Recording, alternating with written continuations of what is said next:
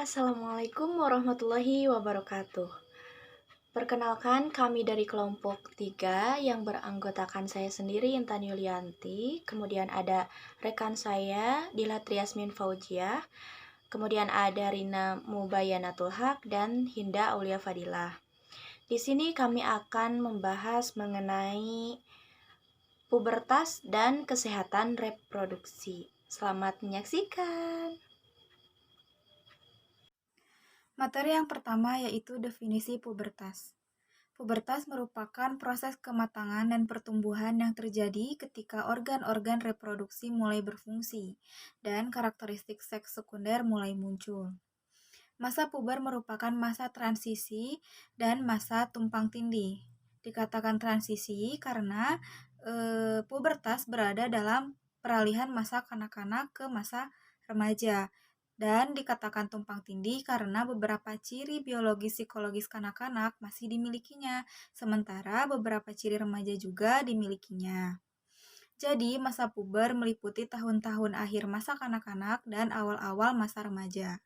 Menjelang anak matang secara seksual, ia masih disebut anak puber. Begitu matang secara seksual, ia disebut remaja atau remaja muda.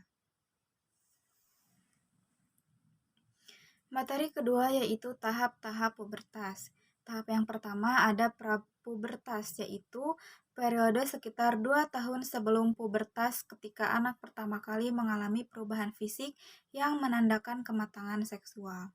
Tahap yang kedua yaitu pubertas, merupakan titik pencapaian kematangan seksual yang ditandai dengan keluarnya darah menstruasi pertama kali pada remaja putri, sedangkan pada remaja putra indikasi seksualitasnya kurang jelas.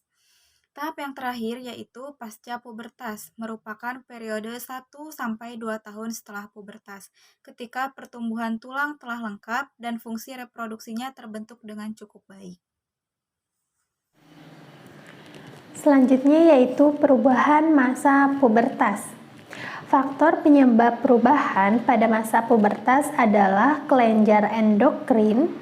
Nah, kelenjar ini yang langsung berkaitan dengan pertumbuhan dan kematangan. Semua perubahan bersumber dari kelenjar pituitari yang berada pada dasar otak dan terbentuk secara bersamaan dengan gonad dan kelenjar seks. Yang pertama yaitu perubahan kelenjar. Perubahan fisik pada masa pubertas ditandai dengan perkembangan ciri-ciri seks primer dan seks sekunder. Kelenjar endokrin merupakan kelenjar yang berhubungan dengan pertumbuhan dan kematangan. Kelenjar tersebut bermuara langsung dalam saluran darah melalui zat antara jaringan kelenjar dan hormon. Hormon akan memberikan stimulasi yang menyebabkan adanya rangsangan hormonal. Meningkatnya jumlah hormon mengakibatkan matangnya struktur dan fungsi dari organ seksual. Gonad atau kelenjar seks pada pria adalah testis dan gonad pada perempuan adalah ovarium. Perubahan ukuran tubuh selama pubertas. Nah, bentuk dan ukuran tubuh akan semakin tinggi.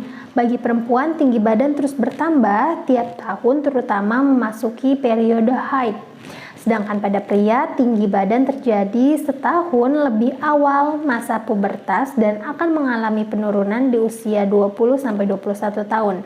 Nah, penambahan berat badan tidak hanya lemak, melainkan juga otot dan tulang yang membesar. Penambahan berat pada perempuan umumnya terjadi sebelum dan sesudah haid. Nah, lalu penambahan berat badan pada pria akan terjadi 1-2 tahun sebelum atau sesudah pubertas. Lalu yang terakhir yaitu perubahan sekunder. Pada pria akan tumbuh rambut kemaluan sekitar 1 tahun setelah testis dan penis membesar. Lalu, sedangkan pada perempuan, setelah perkembangan pinggul dan payudara, baik pria dan perempuan akan tumbuh rambut pada ketiak setelah terjadi pertumbuhan organ seks. Nah, kulit dan otot pada pria akan kasar, tidak jernih, berwarna pucat, dan pori-pori akan semakin melebar. Otot pada tangan, tungkai, kaki, dan bahu semakin besar dan kuat. Untuk perempuan, kulit akan kasar, agak pucat, dan lubang pori-pori juga membesar. Otot pada bahu, lengan, dan tungkai kaki semakin besar dan kuat. Pubertas pada anak perempuan. Masa pubertas pada anak perempuan rata-rata terjadi pada anak usia 11 tahun. Tak perlu khawatir jika pubertas terjadi lebih cepat atau lebih lambat. Namun, harus waspada jika mendapati ada kondisi yang merugikan atau mengkhawatirkan. Tanda dan ciri pubertas muncul berbeda seiring pertumbuhan pada anak perempuan. Yang pertama, ciri dan tanda pubertas yang pertama muncul. Yang pertama, payudara mulai tumbuh. Yang kedua payudara kadang tumbuh tidak bersamaan dan sangat halus. Yang ketiga, rambut pubik mulai tumbuh. Yang keempat, rambut di kaki dan lengan tumbuh lebih banyak pada beberapa anak perempuan. Yang kedua, ciri dan tanda pubertas yang muncul kemudian. Yang pertama, payudara terus tumbuh dan menjadi lebih penuh. Yang kedua, sekitar 2 tahun setelah mulai pubertas, anak perempuan mulai mengalami menstruasi atau haid setiap bulan. Yang ketiga, rambut pubik menjadi lebih kasar dan keriting. Yang keempat, rambut di bawah lengan mulai tumbuh. Yang kelima, pada beberapa anak perempuan, rambut juga tumbuh di bibir atas dan ini merupakan hal yang normal. Yang keenam, berkeringat lebih banyak dan mulai muncul jerawat dalam bentuk bintik putih, hitam, dan pustula yang biasa dipecah atau mengalami erupsi. Yang ketujuh, mengalami keputihan terhadap wanita. Yang kedelapan, anak perempuan tumbuh makin tinggi sejak mulai datang bulan, sekitar 5-7.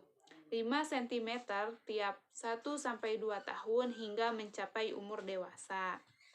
Yang kesembilan, bobot bertambah seiring perubahan bentuk tubuh dengan pinggul melebar dan pinggang makin kecil. Lemak tumbuh makin banyak di punggung dan lengan bagian atas serta paha. Adapun pubertas pada anak laki-laki. Usia anak laki-laki ketika mengalami pubertas adalah 12 tahun. Namun, tak perlu khawatir jika terjadi lebih cepat atau lebih lambat. Meski begitu, orang tua patut waspada jika terjadi perubahan yang cenderung negatif atau merugikan. Pada anak laki-laki, ada beberapa kondisi yang memadai sedang dalam masa pubertas. Yang pertama, ciri dan tanda pubertas yang pertama muncul. Yang pertama, testis makin besar serta skrotum makin tipis dan makin merah. Yang kedua, rambut pubik mulai muncul pada pangkal penis.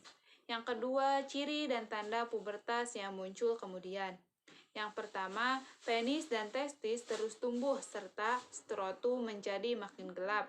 Yang kedua, rambut pubik makin tebal dan keriting. Yang ketiga, rambut di bawah lengan mulai tumbuh. Yang keempat, berkeringat lebih banyak. Yang kelima, bagian dada mulai tumbuh yang tidak sama dengan payudara laki-laki atau man boobs. Yang keenam, mengalami mimpi basah. Yang ketujuh, suara anak laki-laki pecah dan cenderung ngebas, tidak cempreng seperti sebelumnya. Pada tahap awal, anak laki-laki merasa suaranya ngebas selama beberapa menit dan kembali cempreng di waktu berikutnya. Kedelapan, yaitu muncul jerawat. Dan yang terakhir, tumbuh makin tinggi sekitar 7-8 cm per tahun dan menjadi lebih berotot. Materi yang selanjutnya yaitu mengenai cara menjaga kesehatan reproduksi pada pria dan wanita. Yang pertama, cara menjaga kesehatan reproduksi pada pria. Ada banyak faktor yang dapat mempengaruhi kesehatan reproduksi pria, mulai dari gaya hidup yang tidak sehat, faktor lingkungan, hingga kondisi medis tertentu. Berikut ini merupakan cara menjaga kesehatan reproduksi pria, yaitu yang pertama, berhenti merokok dan tidak mengonsumsi minuman beralkohol. Pria yang gemar merokok dan mengonsumsi minuman beralkohol secara berlebihan biasanya beresiko mengalami penurunan produksi dan kualitas sperma. Akibatnya, tingkat kesuburan juga akan menurun sehingga akan sulit mendapatkan keturunan. Kemudian yang kedua, harus menjaga berat badan. Kesuburan pria juga dapat berkurang jika mengalami masalah berat badan, baik itu obesitas maupun sebaliknya. Memiliki berat badan terlalu rendah, ini dikarenakan status gizi yang kurang baik dapat mempengaruhi kualitas sperma sehingga mengurangi tingkat kesuburan pria. Kemudian yang ketiga ada jaga testis tetap dalam keadaan sejuk. Jumlah sperma dapat ditentukan oleh suhu testis. Untuk memperbesar peluang mendapatkan keturunan, testis harus berada dalam suhu sekitar 34,5 derajat Celcius atau lebih rendah dibandingkan bagian tubuh lain, yaitu sekitar 37 derajat Celcius. Ada beberapa cara yang dapat dilakukan untuk menurunkan suhu testis. Kemudian yang keempat, batasi mandi air hangat. Jika pekerjaan mengharuskan duduk diam selama berjam-jam, ambil jeda sejenak untuk berdiri dan berjalan ke tempat lain. Bila bekerja di area yang suhu panas, ambil waktu beberapa saat untuk berada di tempat sejuk. Kenakan celana dalam yang nyaman dan tidak terlalu ketat. Jika testis berada pada suhu yang optimal, yaitu pada suhu yang sejuk, produksi sperma juga akan berlangsung dengan baik. Kemudian yang kelima, konsumsi makanan sehat.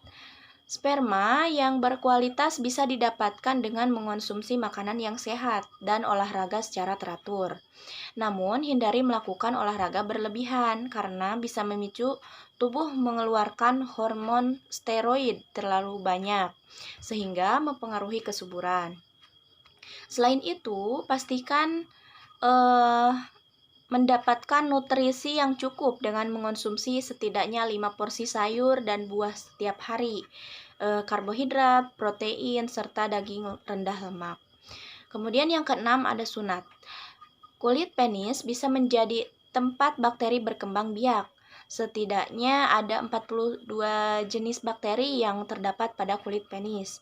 Untuk menghindari perkembangbiakan bakteri, sunat bisa menjadi solusinya karena lipatan kulup pada penis yang tidak disunat beresiko menjadi tempat bakteri berkembang biak. Menurut beberapa penelitian, sunat dapat memberikan beragam manfaat. Jenis bakteri pada pria yang disunat lebih sedikit dibandingkan yang tidak disunat. Sunat juga dikaitkan dengan lebih rendahnya resiko terkena HIV, kanker penis, infeksi HIV, hingga infeksi saluran kencing. Kemudian yang selanjutnya ada cara menjaga kesehatan reproduksi pada wanita. Agar bisa merawat dan menjaga organ reproduksi wanita, hal pertama yang harus dilakukan adalah mengenal bagian-bagiannya. Organ reproduksi wanita terdiri dari vagina atau misfi, klitoris, serviks atau mulut rahim, tuba falopi, serta ovarium alias indung telur. Sangat penting untuk selalu menjaga kesehatan dan kebersihan organ-organ tersebut.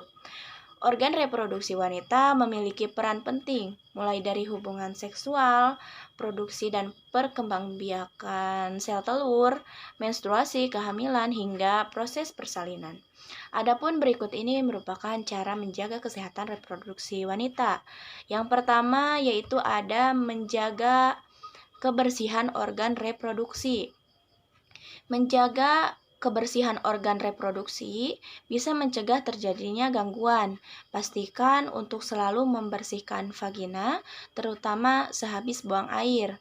Cara membersihkan vagina yang benar yaitu dengan membasuhnya dengan air dari depan ke belakang. Cara membersihkan vagina yang tidak tepat bisa menyebabkan kuman masuk ke area tersebut dan menimbulkan infeksi.